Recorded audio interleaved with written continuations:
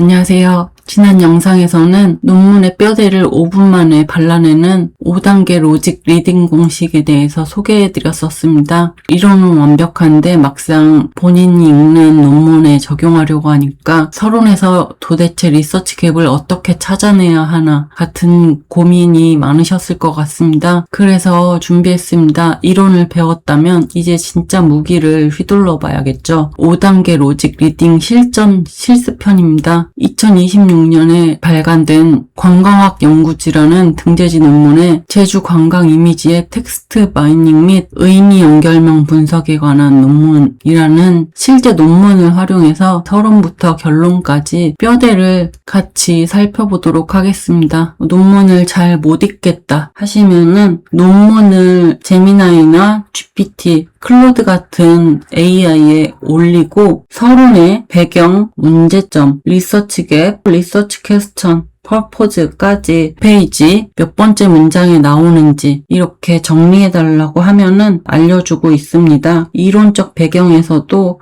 이론과 선행 연구, 로직은 어떻게 구성되어 있는지, 데이터셋은 데이터와 변수가 어떤 방식으로 이루어져 있는지, 근거 문장이 설정되어 있는지, 방법론까지 이렇게 알려주고 있습니다. 방법론에 사용된 문단과 문장을 알려주고 있고, 그리고 4장 데이터 분석 및 결과에서 객관적 사실이 무엇인지, 그리고 객관적 사실이라고 나타나는 근거가 되는 문장은 실제로 어디서 볼 수 있는지, 어떤 문장으로 이루어졌는지 이렇게 보여주고, 객관적 사실에 대한 맥락적인 해석까지 어떻게 구성되어 있는지 이렇게 설명을 아주 자세하게 해줍니다. 그리고 마지막으로 결론은 이런 식으로 구성되어 있다. 학술적 시사점과 실무적 시사점 문단이 있고, 그 문단을 구성하고 있는 문장은 이런 식으로 살펴보면 되고,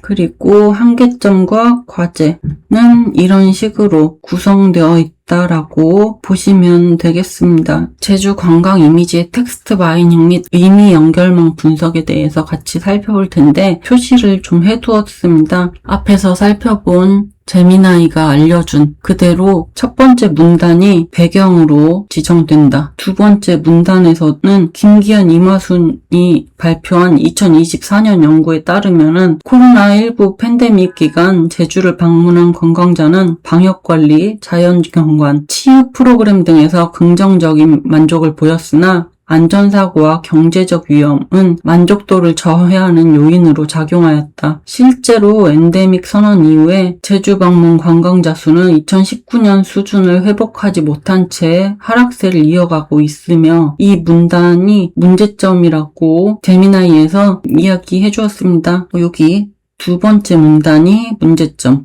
첫 번째 문단에서도 여기 행태를 보이고 있다까지가 배경으로 되어 있습니다. 그리고 문제점이 하나 더 있는데, 그렇지만 이러한 접근은 시간과 비용이 많이 들고 긴 문항 구성과 응답 편차로 인한 신뢰성 저하의 한계가 제기되고 있다라고 문제점이 나타나고 있습니다. 그리고 리서치 갭이라고 선행 연구와의 차이점 이렇게 나타나 있습니다. 그러나 기존 연구들은 네이버 블로그나 구글 리뷰 등 단일 온라인 데이터에 의존함으로써 작성자의 감성적 표현, 자발적 자랑 성향 등으로 인해 객관성과 균형성 확보에 한계가 있었다라고 리서치 갭을 나타내었고, 리서치 퀘스천의 힌트 정도 되는 부분입니다. 이 둘째 부분. 이 연구는 다음 세 가지 목적을 갖는다. 연구 목적에 리서치 퀘스천까지 힌트가 있는데 정확하게 내 연구가 시작된 이유를 짚어주면 참 좋겠지만, 이 논문에서는 3장 연구 방법 안에 연구의 문제라고 따로 뽑아냈습니다. 연구의 문제 아니면은 가설 설정이라는 명칭으로 많이들 지칭하고 있습니다. 그래서 살펴보면은 리서치 퀘스천의 연구 문제, 첫 번째 연구 문제를 살펴보면 설문과 블로그 본문을 대상으로 제주 관광자의 인지적, 정서적 이미지가 이론적 구성 요소에서 어떤 특성을 보이는가? 이것이 나는 궁금하였다. 1번. 그리고 설문 답변과 블로그 본문에 나타난 관광 이미지는 어떠한 차이와 공통점을 나타내는가? 이것이 리서치 퀘스천 두 번째 문제였다. 이렇게 살펴보면 되고, 그리고 여기 연구 목적으로 다시 돌아오면은 연구는 다음과 같은 세 가지 목적을 갖는다. 첫 번째, 김기현, 임화순 2024년도 연구에서 제시한 선택 속성 및 위험 지각과 만족도 간의 관계에 대한 학술적 논의를 확장하겠다. 그리고 두 번째, 설문 답변과 네이버 블로그 본문의 두 유형의 텍스트 데이터를 비교 분석함으로써 기존 연구의 방법론적 한계를 보완하겠다. 그리고 마지막으로 코로나19 팬데믹 기간 제주 관광 이미지에 대해서 긍정적, 부정적 요인을 입체적으로 도출하고자 한다. 이를 위해서 본 연구는 텍스트 마이닝 기법을 활용해서 단어 빈도, TF-IDF,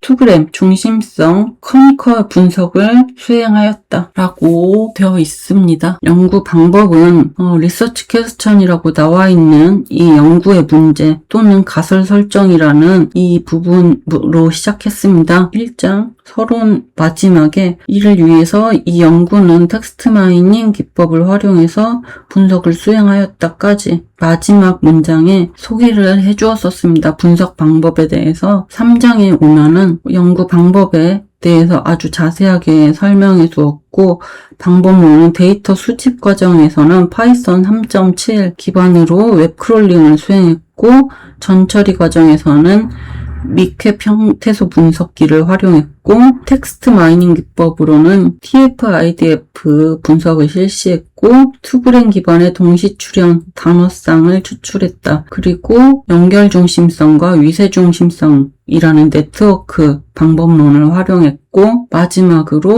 커니커 분석을 통해서 키워드 간의 구조적 동질성을 파악하고 유사한 연결 패턴을 가진 키워드들을 군집화해서 제주 관광 이미지를 구성하는 의미적 하위 집단, 클러스터를 도출했다라고 되어 있습니다. 분석 결과를 살펴보면 설문 답변에서는 가격 비싸다, 바가지 음식, 렌터카, 근절 인하, 합리 조정 등이 높은 빈도와 TF-ID 값을 보였다. 이것은 객관적 사실입니다.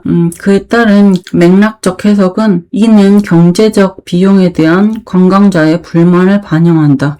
이게 맥락적 해석으로 들어가겠습니다. 그리고 아래서 살펴보면 이게 객관적 사실, 블로그 본문 분석에서도 가격, 렌터카, 숙소, 호텔 등이 높은 빈도와 TF-IDF 값을 보이며 경제적 비용 불만이 지속적으로 확인되었고 이런 내용이 다 객관적 사실이다. 그리고 여기 이상의 결과를 종합하면 설문 답변은 비용 부담, 개선 요구가 강조된 반면 블로그 본문은 경제적 불만과 동시에 감성적 경험 공유가 중심이 되는 특징을 보였다 라는 이 문단 자체가 맥락적 해석이라고 볼 수 있습니다. 2g에 관해서도 이런 식으로 사실과 맥락이 무엇인지에 대해서 구분을 해서 보시면 되겠습니다. 그런데 대부분은 사실이 이렇게 한 문장이 나오면은 그 다음 문장은 근거로 맥락적 해석으로 보셔야 됩니다. 왜냐하면은 논문은 사실을 바탕으로 내 주장을 펼칠 수 있어야 하고 그 주장을 뒷받침해줄 근거가 있어야 하는데 그 근거가 성역 연구 플러스 데이터 분석으로 이루어져야 합니다. 이 사실 역시도 근거 안에 포함되는 부분이기 때문에 여기 사실이 한 문장이 나왔다 하면은 이 사실에 대한 맥락적 해석이 들어가야 되고 그 해석이 어떻게 나왔는지 그 해석에 대한 근거가 뒷받침되어야 합니다. 근거는 말씀드렸던 것처럼 이 선행 연구 그리고 분석으로 내 주장을 뒷받침할 수 있어야 합니다. 결과는 이렇다 이렇게 나올 거고 그리고 5장으로 넘어가면 연구 결과를 먼저 살펴보도록 하겠습니다. 주요 결과는 다음과 같다. 첫째, 둘째, 셋째 그리고 넷째 이렇게 나타나고 비교 특징 이것이 바로 리서치 갭 정확한 리서치 갭입니다. 첫째 그리고 둘째 셋째 넷째 학술적 시사점 나타납니다. 첫째, 둘째, 셋째, 넷째, 그리고 실무적 시사점. 첫째, 둘째, 셋째. 그리고 이런 학문적, 실무적 기여에도 불구하고 한계점을 지닌다라고 밝히고 있습니다.